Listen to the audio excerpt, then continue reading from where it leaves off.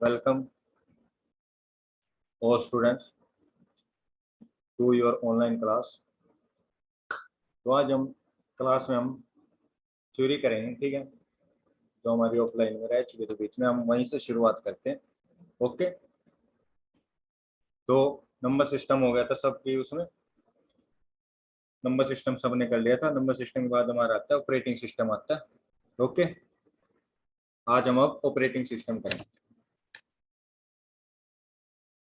तो चलो देखते हैं ऑपरेटिंग सिस्टम में। ऑपरेटिंग सिस्टम होता है जो सिस्टम ऑपरेटर कह देते हैं, एक तरह से हर एक चीज को मैनेज करके रखता है, संभाल के रखता है, ठीक है, ताकि कोई दिक्कत ना आए किसी भी चीज में। ठीक है, धीरे धीरे सब एक एक करके पॉइंट में आपको बताता रहूंगा। तो करते हैं operating system. N operating system is an interface between a computer user and computer hardware.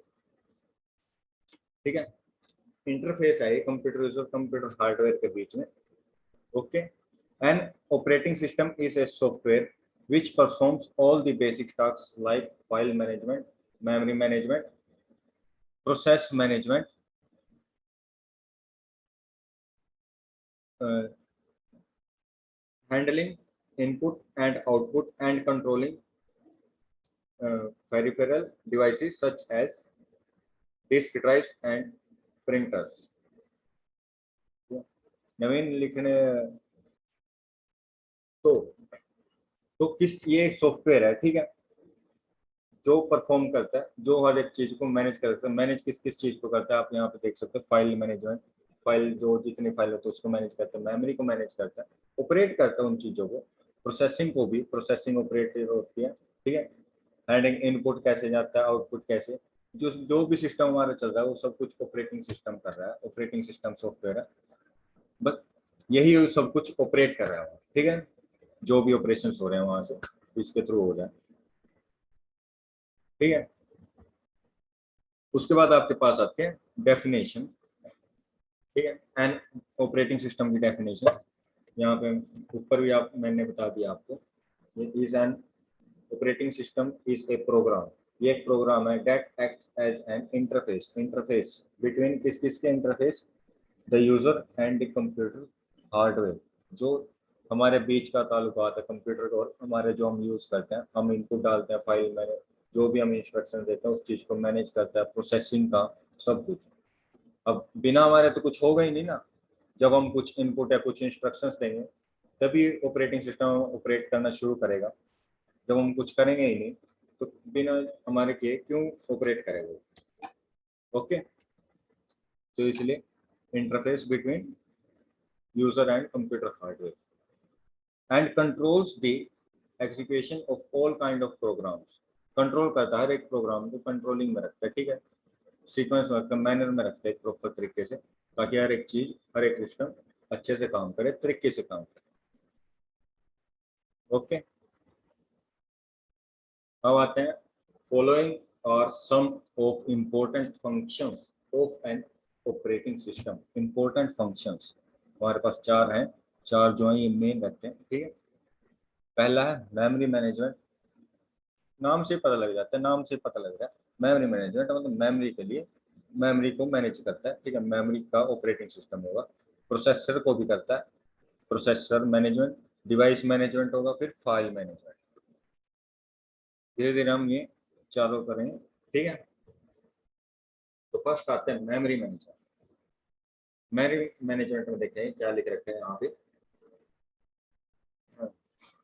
Memory management refers to the management of primary memory or main memory. Main memory is a large array of words or bytes where each word or byte has its own address. वो मैंने आपको number system में बताया था, ये इनका अपना unique, अपना एक अलग से एड्रेस होता है, जो मैंने आपको ऑफलाइन क्लासेस में नंबर सिस्टम करवाया था। ओके, जो मैंने आपको बताया था bit bytes, bit nibble bytes वगैरह जो होते हैं वर्ड, ठीक है ना, इनके बारे में बताया था। तो प्राइमरी मेमोरी कौन सी होती है, जिसमें रैम और रोम होती है, मेन मेमोरी बोला जाता है, ये प्रोसेसिंग की मेमोरी होती है, ठीक है, प्रोसेसिंग मेमोरी होती है। ओके, रैम रोम की भी होती है। उस चीज को भी मैनेज करते हैं, क्योंकि हर एक उसकी यूनिक अपनी एड्रेस होता है। जो भी हम डाटा रखते हैं बाइट्स में होता है, वो हर एक बाइट्स का अलग अलग यूनिक एड्रेस रहता है, उसी तरह से मैनेज करता है फिर उनके तरीके से। आगे देखें, main memory provides a fast storage. Main memory provides a fast storage that can be accessed directly by the CPU। तो मेन मेमोरी के बारे में इसने बताया यहाँ पे, ये फास्टेस्ट स्टोरेज मेमोरी है जहाँ से एक्सेस हम डायरेक्टली सीपीयू से डायरेक्ट किया प्रोसेसिंग में, ठीक है। For a program to be executed it must in the main memory, ठीक है। जो भी फाइल या प्रोसेसिंग की चीज है, कुछ भी है, जल्दी करने के लिए इसे मेन मेमोरी में होना जरूरी है। जैसे कि हमारे पास सेकेंडरी मेमोरी भी रहती है, ठीक है ना, प्राइमरी कैश मेमोरी यहाँ पे होनी जरूरी है, ठीक है, तो प्रोसेसिंग तभी कर पाएगा। ओके, उसके बाद आते हैं हम, N operating system does the following activities for memory. Memory को ऑपरेट करने के लिए, मैनेज करने के लिए, मैनेजमेंट के लिए, मेमोरी मैनेजमेंट के लिए कुछ पॉइंट्स हैं, यहाँ पे मैं आपको पढ़ के बताता हूँ। Keep tracks of primary memory, that is, मतलब जो ट्रैक है वो क्या चीज, क्या ट्रैक रिकॉर्ड रखता है अपने पास। What parts of it are in use, by whom, what part are not in use. तो ये उस चीज को भी, मेमोरी को मैनेज करेगा, जो चीज यूज हो रही होगी उस चीज का वो डाटा रखेगा, ठीक है। और जो चीज हम नहीं यूज करेंगे तो प्रोसेसिंग हमारी वो डाटा नहीं रखेगा, क्योंकि जो चीज हम यूज कर रहे होंगे वो हमारी प्रोसेसिंग हो रही होगी, हर क्लिक, हर इंस्ट्रक्शन, हर की, ठीक है, तो उस चीज को ट्रैक करता है। और जो चीज यूज नहीं हो रही तो उसको खुद ब खुद पता है ये यूज नहीं हो रही, तो मैं इस चीज की प्रोसेसिंग क्यों करूँगा। ओके, ये मैनेज करते, ये ऑपरेट होती है। सेकंड पॉइंट देखेंगे आप, in multi programming D O S मतलब operating system decides which process will get memory when and how much, ठीक है।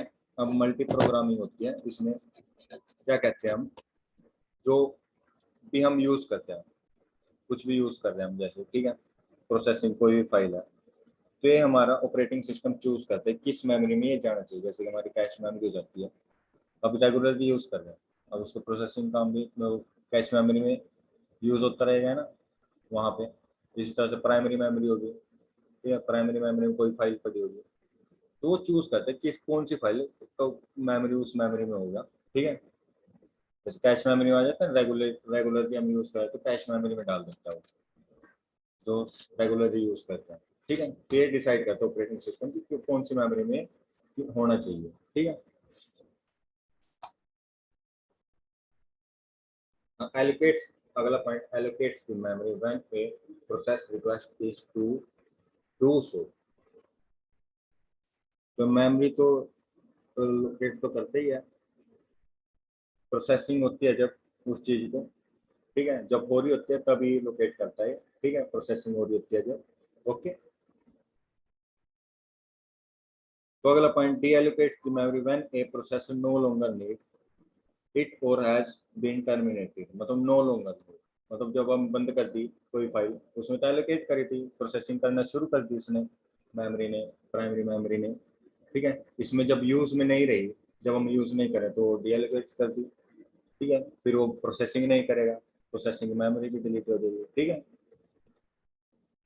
ये मेमोरी के लिए था, मेमोरी मैनेजमेंट ऐसे होता है, ठीक है। ये पॉइंट्स थे, ये आपको ध्यान में रखना। ओके, उसके बाद आपके पास आता है प्रोसेसर मैनेजमेंट। प्रोसेसर होता है, हर एक कंप्यूटर में अपना एक प्रोसेसर होता है, ठीक है, प्रोसेसिंग मैनेजमेंट होता है। जैसे मैंने आपको बताया था, सेकेंडरी मेमोरी थी, फिर प्राइमरी आई, फिर कैश मेमोरी आई। प्रोसेसर, प्रोसेसिंग स्पीड बढ़ाने के लिए हमने बना, वो प्रोसेसिंग मैनेजमेंट कैसे करते हैं। यहाँ पे in multi programming environment the OS decides, operating system decides which process get the processor when and for how much time. This function is called process shielding. An operating system does the following activities for processor management.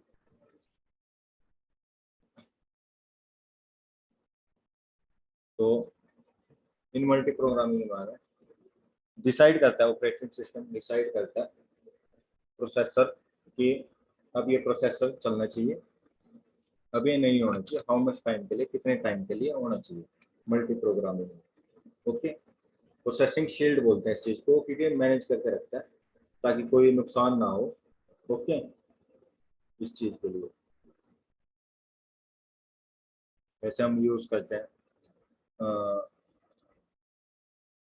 इनका ही है, ये memory में ही होते हैं ये चीज, processing का भी जो भी मेमोरी होते हैं। जब अगर आपके पास मेमोरी नहीं है, इतनी नहीं है, तो प्रोसेसर स्लो हो गई, ठीक है ना। तो आपके पास मेमोरी है जैसे, तो ये शो करता है आपके पास कि अब प्रोसेसर चलना चाहिए, अब नहीं चलते, सेकेंडरी मेमोरी है कितना फास्ट चलना चाहिए, स्लो चलना चाहिए, ठीक है, क्योंकि उसके बीच में प्राइमरी मेमोरी भी है, कैश मेमोरी भी है, सीपीयू सेकेंडरी मेमोरी के बीच में, ठीक है। ओके,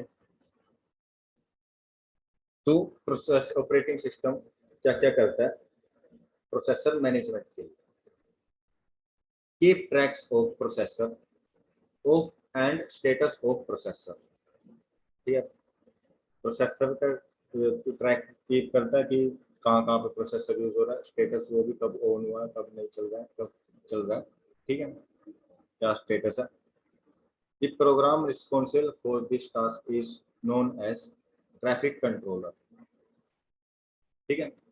ट्रैफिक कंट्रोलर बोलते हैं इस चीज को कि अब वो प्रोसेसर यूज हो रहा है वहाँ पे हमारा, ठीक है, हम कुछ भी इंस्ट्रक्शन, कोई भी डाटा हमारा, कोई भी फाइल खोल रहे हैं, प्रोसेसर यूज हो रहा है, क्योंकि स्पीड को मैनेज करता है ना प्रोसेसर, कितनी जल्दी आपकी फाइल खुले, कुछ भी खुला, उस चीज को भी ट्रैक कर रहा है। और स्टेटस ऑफ प्रोसेस को भी कर रहा है कि क्या प्रोसेस हो रही है, क्या नहीं हो रही है, ठीक है। जो हो रही है उसको डाटा सेव करता रहेगा, ठीक है, ये कहता है, इस चीज को ट्रैफिक कंट्रोलर बोलते हैं। तो allocate the processor, processor locate करता है सीपीयू से करता है, ठीक है, टू प्रोसेस। अब सारी चीज जो काम है वो सीपीयू का ही है, प्रोसेसिंग वगैरह का, तो सीपीयू से लेता है वो प्रोसेसर, ऑपरेटिंग सिस्टम जाता है उसको इंस्ट्रक्शन देता है कि अब प्रोसेसर शुरू कर दे, ठीक है, आदेश देता है, कहते हैं ना आदेश दिया उसने ऑपरेटिंग सिस्टम ने। ओके, टू प्रोसेस, प्रोसेसिंग के लिए। फिर जब वैन को जो फाइल है, सेम चीज फाइल रिक्वायर्ड नहीं उस चीज के लिए, तो वो बोल देता है, दोबारा बोलता है, फिर दोबारा संदेश भेजता है, ठीक है, सारथी के द्वारा ऑपरेटिंग सिस्टम सीपीयू को कि अब फाइल यूज में नहीं है, अब अपनी प्रोसेसिंग बंद कर, ठीक है, ये काम करता है प्रोसेसिंग, प्रोसेसर मैनेज करने के लिए, प्रोसेसर मैनेजमेंट में ऑपरेटिंग सिस्टम का ये काम है, ठीक है। उसके बाद डिवाइस मैनेजमेंट है, डिवाइस अपना डिवाइस है, कंप्यूटर है, सीपीयू है, जो भी है, ठीक है, डिवाइस को मैनेज करने के लिए। N operating system manages device communication via their respective drivers. It does the following. Device, अब यहाँ पे देखो कम्युनिकेशन कर लिए बोला हुआ, कम्युनिकेशंस में अलग अलग तरीके से हो जाते हैं कम्युनिकेशन ऐसे, ठीक है। अब चैट के थ्रू भी होते हैं, वीडियो कॉलिंग के थ्रू भी होती है, अलग अलग तरीके हैं, अलग अलग बातें हैं। ओके,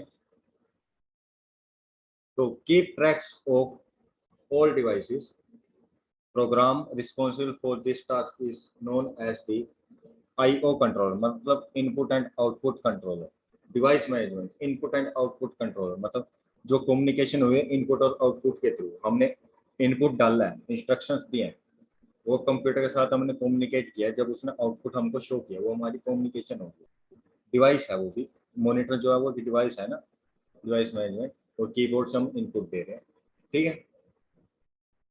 उसके बाद आपके पास आता है decides which process gets the device when and for how much time,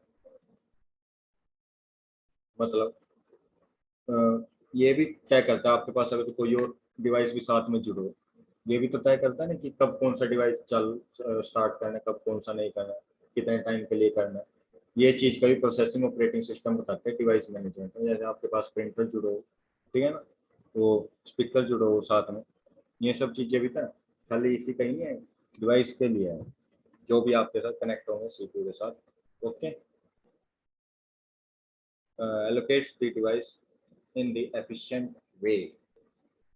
efficient way मतलब एक प्रॉपर तरीके से डिवाइस को लोकेट करता है, प्रॉपर तरीके से कम्युनिकेशन चलती है हर एक चीज में, प्रॉपर तरीके से उसको स्टार्ट करता है, प्रॉपर तरीके से रिजल्ट आपको शो करेगा। ओके, ऑपरेटिंग सिस्टम का ये वो रहता है, कहते हैं ना कि ये मेरा फर्ज है, तो उसका ये फर्ज रहता है कि हर एक चीज प्रॉपर तरीके से प्रॉपर मैनेज हो, ठीक है, सीक्वेंस में चले, अच्छे तरीके से चले, ताकि कोई दिक्कत ना आए जब भी हम कुछ भी चीज हम यूज करते हैं। डीएलोकेट्स डिवाइस, जब कोई यूज ही नहीं है, कुछ नहीं है, कोई काम का नहीं है, डिवाइस यूज नहीं कर रहे, तो उसको डीएलोकेट्स कर देते हैं। ठीक है, जब हम यूज करते हैं तो एक प्रॉपर तरीके से यूज होता है फिर उस चीज। ओके, फिर आता है आपके बाद डिवाइस मैनेजमेंट, फाइल मैनेजमेंट। अब फाइल्स होती है हमारी, आपको पता ही है सब कुछ फाइल्स में, ठीक है ना। फाइल्स किन चीज को बोलते हैं, जो भी हमारी इंफॉर्मेशन होती है हम डालते हैं, जैसे हमने कोई डाटा है, अब किस फाइल में सेव करें, एक्सेल की फाइल में हमने सेव कर लिया। एक्सेल की फाइल मतलब जैसे हम अंदर जाते हैं, कोई सिस्टम अपने नाम से कोई न्यू फोल्डर बना ले, फोल्डर्स होते हैं ना, उसमें हम अपनी फाइल कर देते हैं, तो एक फाइल होगी वो, उसको फाइल बोल देते हैं। तो the file system is normally organised into directories for easy navigation and usage. These directories may contains files and other directions। तो जो फाइल सिस्टम होता है, इस चीज से हम नेविगेशन मतलब आसानी से हम पता लगा सकें कौन सी फाइल कहाँ पड़ी, हम सर्च कर लेते हैं हर एक चीज को फाइल मैनेजमेंट के थ्रू। ठीक है, फाइल दे देते हैं, फाइल नेम दे देते हैं ना, तो उस चीज से हम आसानी से पता कर सकते हैं फाइल को कि कहाँ पड़ी होगी।